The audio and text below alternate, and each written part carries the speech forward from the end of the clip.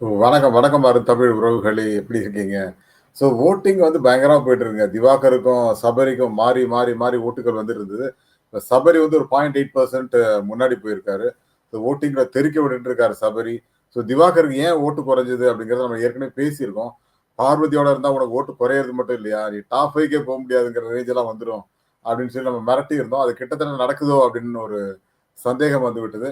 So ஓட்ட பார்த்துடலாமா? எப்படி போயிட்டு இருக்குன்னு. அதுக்கு முன்னாடி பார்த்துருக்கலாம். லைக் பண்ணுங்க, சப்போர்ட் பண்ணுங்க, சப்ஸ்கிரைப் பண்ணுங்க. உங்க நண்பர்களுக்கு மறக்காம ஷேர் பண்ணுங்கோ.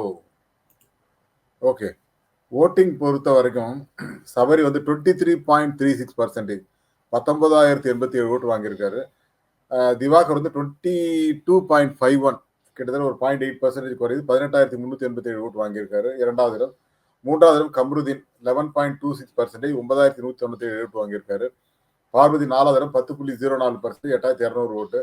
ரம்யா 5வது இடம் 9.24% 7,552 ஓட்டு வாங்கியிருக்காங்க. 6வது இடம் அரோரா 7.38% 6,032 ஓட்டு. எஃப்ஜே 5.44% 4,446 ஓட்டு. 8வது இடம் 5.59% கெமி 4,406 ஓட்டு. அப்சரா 5.38% 4,397 ஓட்டு. ஸோ அப்சராவுக்கு வந்து கிட்டத்தட்ட ஒரு லீஸ்ட் ஓட்டா இருக்கு. அதுக்கு மேல கெமி, அதுக்கு மேல எஃப்ஜே. இவங்க 3 பேர் தான் வெளியில போற மாரி இருக்காங்க. ரம்யாவுக்கு வந்து ஓரளவுக்கு ஓட்டு இருக்குங்க. அவங்க கிராமத்து பொண்ணு இருக்கு. 5வது இடத்துல இருக்காங்க. 6ஆம் இடம் அரோரா. அரோரா வந்து அவ்ளோ ஃபாலோவர்ஸ் வச்சிருக்காங்க. ஆனா கன்டென்ட் பண்ணா தானே ஓட்டு போடுவாங்க. பிக் பாஸ பொறுத்தவரைக்கும் அப்படித்தானே. கன்டென்ட்டே இல்லாம எப்படியா ஓட்டு போடுவாங்க உனக்கு அப்படிங்கிற மாரி தான் இருந்துச்சு. ஸோ 4வது இடம் பார்வதி. பார்வதி வந்து ஓரளவுக்கு ஓட்ட ஹோல்ட் பண்றாங்க.